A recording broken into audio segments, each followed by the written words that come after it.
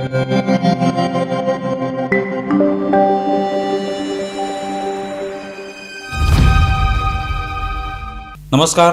News डंकामध्ये मी महेश विचारे आपल्या सगळ्यांचं मनपूर्वक स्वागत करतो. मित्रांनो, न्यूज डंकाचं यूट्यूब चॅनल आपण सबस्क्राईब केलं नसेल तर सर्वप्रथम ते सबस्क्राईब करा. त्यामुळे आम्ही ज्या वेगवेगळ्या विषयांवर व्हिडिओ बनवतो ते आपल्यापर्यंत पोचू शकतील. मित्रांनो, सोमवारच्या दिवशी म्हणजे 4 मेला महत्त्वाचे निकाल लागले हे आपण सगळ्यांनी पाहिलेले आहेत. 5 विधानसभा निवडणुकांचे निकाल लागले आणि प्रामुख्याने ज्या निवडणुकीकडे लक्ष होतं ते म्हणजे पश्चिम बंगाल, आणि त्याच्यामध्ये भारतीय जनता पार्टीने दणदणीत यश मिळवलं. जवळपास म्हणजे आम्ही व्हिडिओ बनवत असताना जवळपास 204 जागी आघाडी घेतलेली होती भाजपाने. म्हणजे बहुमतापेक्षाही बऱ्याच जागा ज्या आहेत त्या भाजपाने जिंकल्या, जे अनपेक्षित यश होतं मागच्या निवडणुकीच्या तुलनेत. आणि यासाठी भाजपाने घेतलेली मेहनत, त्यांनी घेतलेल्या सभा, जे काय वेगवेगळ्या पद्धतीने प्रचार केला, या सगळ्या गोष्टी त्याला कारणीभूत आहेत. नरेंद्र मोदींनी तिथे सभा घेतलेल्या आहेत, अमित शहांनी घेतलेल्या आहेत. आणि ही काही सगळी मेहनत फक्त निवडणुकीच्या आधी जो काही कालावधी असतो प्रचाराचा तेवढीच मेहनत नाही.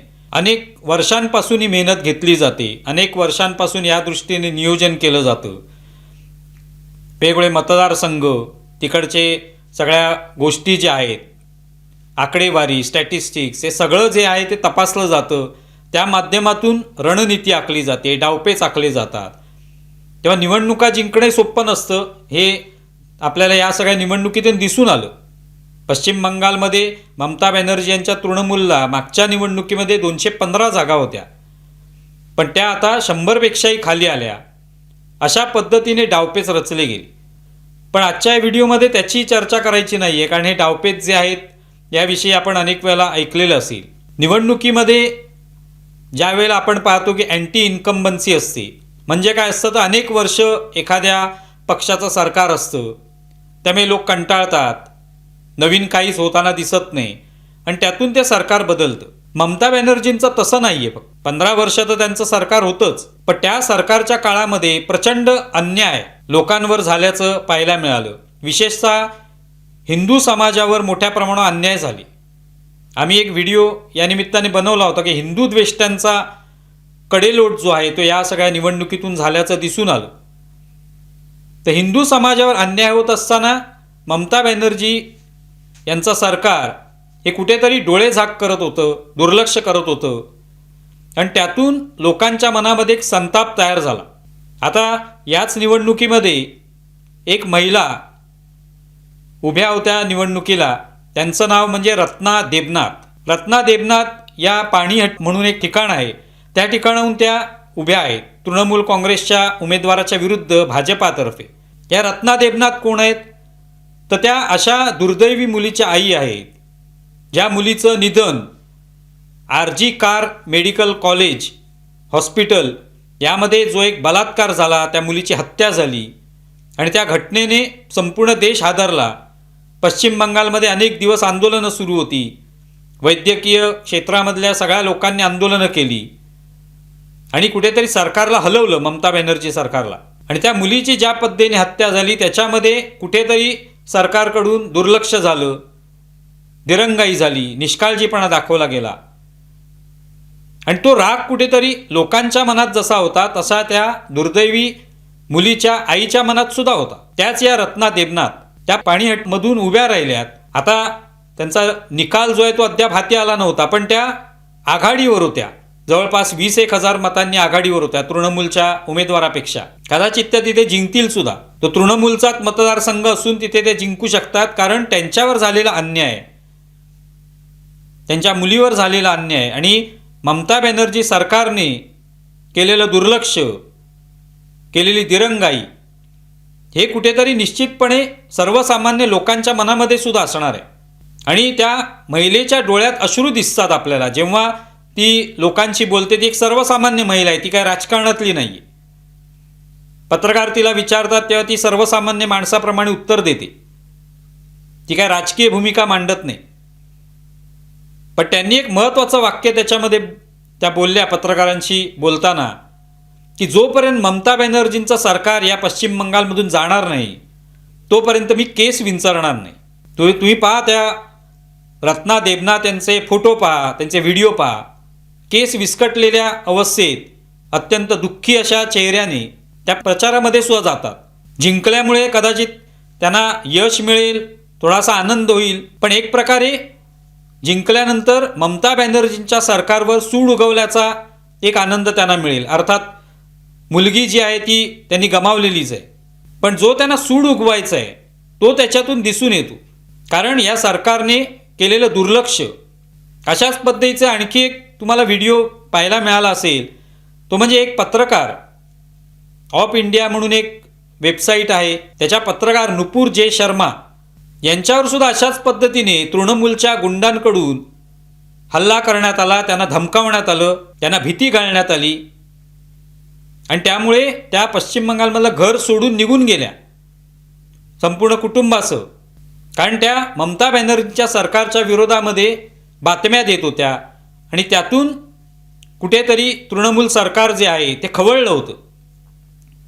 आणि मग तृणमूलचे गुंड त्यांच्या घरात पोचले आणि या सगळ्या धमक्या दिल्या, दहशत निर्माण करण्याचा प्रयत्न केला. हे सगळं त्यांनी एका चॅनलवर सांगितलं. हे सगळं आजचे निकाल येऊ लागल्यानंतर आणि त्याच्यात भाजपाचं सरकार जे भाजप पक्ष जो आहे त्यांनी जशी मुसंडी मारली तसं त्यांनी ही सगळी आपली भावना व्यक्त केली. तर त्या म्हणाल्या की अशा पद्धतीने मला धमकावण्यात आलं आणि मला इंटेलिजन्स कळून, गुप्तचर यंत्रणेकडून कळलं की एक तर मला तुरुंगात टाकलं जाणार आहे किंवा ठार मारण्यात येईल, माझ्या कुटुंबावरही हल्ला होऊ शकतो आणि त्यामुळे मी तिथून तात्काळ निघून गेले ते घर सोडून. पण माझी अपेक्षा आहे की मला ज्या पद्धतीने घरातून हाकलून लावलं तसंच ममता बॅनर्जी, त्यांचे कार्यकर्ते, त्यांचे भाचे अभिषेक बॅनर्जी यांनासुद्धा अशाच पद्धतीने हाकलून लावलं गेलं पाहिजे. आज तीच परिस्थिती आपण पाहतोय. लोकांच्या प्रत्येकाच्या मनामध्ये जो काही राग असतो, संताप असतो की आपल्यावर अन्याय झाला, आपल्याला आपल्या अन्यायाला वाचा फोडली गेली नाही, त्याला दाद मिळाली नाही, त्याची तक्रार नोंदवली गेली नाही. मुर्शिदाबाद असो, मालदा असो, संदेशखाली असो, या सगळ्या ठिकाणी महिलांवर जे अत्याचार झाले त्याकडे दुर्लक्ष केलं गेलं. शाहजहान शेखसारखा तृणमूलचा कार्यकर्ता अनेक दिवस फरार होता.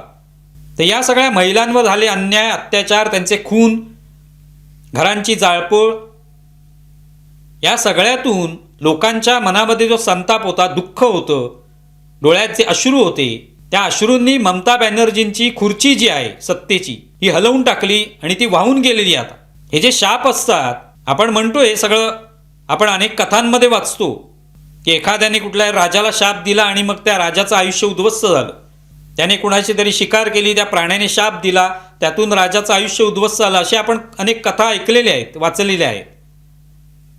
त्या आपल्याला कथा म्हणून वाटतात, पण सर्वसामान्य माणूस ज्याच्यावर असा अन्याय होतो आणि त्याला दाद दिली जात नाही, त्याला कोणताही न्याय मिळत नाही, त्याला दडपलं जातं, दहशत निर्माण केली जाते, त्याचे अश्रू जे असतात हे खूप वाईट असतात. ते एखाद्याचं आयुष्य उद्ध्वस्त करू शकतात ज्याने त्यांच्यावर अन्याय केलेला आहे. अशाच पद्धतीने अनेक असे व्हिडिओ आपल्याला पाहायला मिळाले प्रचाराच्या दरम्यान. तेव्हा एका पत्रकाराने एका महिलेला विचारलं की तुम्हाला काय वाटते, काय होईल पश्चिम बंगालमध्ये? तेव्हा ती महिला म्हणते की इथे बदल होणार आहे ह्या वेळेला. पत्रकाराने विचारलं कशावरून? म्हणाले की माझा भाऊ ज्याला तृणमूलच्या गुंडांनी मारलं, ठार मारलं, एकमेव माझा भाऊ होता. आणि ती महिला रडायला लागते. हे जे अश्रू आहेत हे वाईट आहेत. हे भल्या भल्या लोकांना बुडवू शकतात, त्याला पूर्णपणे जमीनदोस्त करू शकतात. आणि तेच ममता बॅनर्जींच्या बाबतीत सुद्धा झालेलं आहे. त्यांना लोकांनी निवडून दिलं ते चांगल्या पद्धतीने सरकार चालवण्यासाठी, विकास करण्यासाठी, राज्याचा विकास व्हावा, राज्यातली बेरोजगारी दूर व्हावी, एक सुव्यवस्था असलेलं सरकार स्थापन व्हावं. पण दुर्दैवाने त्या ठिकाणी तृणमूलच्या गुंडांच्या माध्यमातून हिंदूंवर अत्याचार करणं, त्यांना पलायन करायला लावणं इथपर्यंत मजल गेल्यानंतर ह्या सगळ्या लोकांच्या, अन्यायग्रस्त लोकांच्या अश्रूंचा महापूर जो आहे तो दिसणारा नाही आहे. पण त्या महापुरात ममतांची जी सगळी सत्ता आहे ती वाहून गेलेली आहे. आणि या अनेकांसाठी एक प्रकारचा धडा आहे. जे अहंकारी आहेत, ज्यांना वाटतं आपल्याकडे सत्ता आहे त्यामुळे आपण अमर्याद कसेही वागू शकतो, पण त्यांच्यासाठी हा धडा आहे. महाराष्ट्रात सुद्धा आपण पाहिलं, अर्णब गोस्वामी हा टीका करत होता, त्याला जेलमध्ये टाकण्यात आलं. ज्यांनी ज्यांनी सरकारवर टीका करण्याचा प्रयत्न केला, उद्धव ठाकरेंच्या सरकारवर, त्यांना जेलमध्ये टाकायचं, त्यांचं काय घरावर बुलडोजर चालवायचा, हे जे प्रयोग केले ते वाटतात तेवढे सोपे नसतात. की आपण सरकार चालवलं, दमनशाहीने सरकार चालवून दाखवलं, पण शेवटी काय झालं, 2.5 वर्षांनी सरकार पडलं. त्याला कारणीभूत एकनाथ शिंदे सोडून गेले हा भाग वेगळा, तो तांत्रिक मुद्दा आहे. पण लोकांचे जे शाप असतात ते खूप वाईट असतात, हे याच्यातून दिसून येतं. लोकांच्या दुआ, लोकांचे आशीर्वाद जेवढे एखाद्या व्यक्तीला मिळतील, जेवढा अगदी सर्वसामान्य माणसापुढे तो सत्ताधारी झुकेल, नतमस्तक होईल, तेवढा तो अधिक प्रगती करू शकतो. आज आपण पाहतो नरेंद्र मोदी अगदी छोट्या छोट्या लोकांना तिथे भेटतात. लोक म्हणतील ते प्रसिद्धी आहे, त्याच्यामध्ये फोटो काढायचे आहेत किंवा त्याचे व्हिडिओ काढून त्याच्यामधून प्रचार करायचे, ते काही म्हणा. पण आज पद्म पुरस्कार आपण पाहतोय अगदी छोट्या छोट्या माणसांना, ज्यांना कधी स्वप्नातही वाटलं नसतं की आपण कधी दिल्लीत जाऊ, राष्ट्रपती भवनात जाऊ, पद्म पुरस्कार राष्ट्रपतींच्या हातातून स्वीकारू, असं ज्यांना कल्पनाही केली नसती, असे अत्यंत गरीब घरातले लोक, छोटे छोटे कलाकार, यांनाही पुरस्कार मिळाले. त्यांची दुआ जी आहे ती खूप महत्त्वाची असते.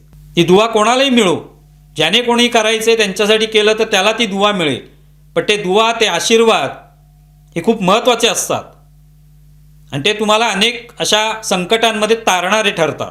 आसाममध्ये सुद्धा आता हिमंता विश्व शर्मा यांनी घवघवीत यश मिळवलं.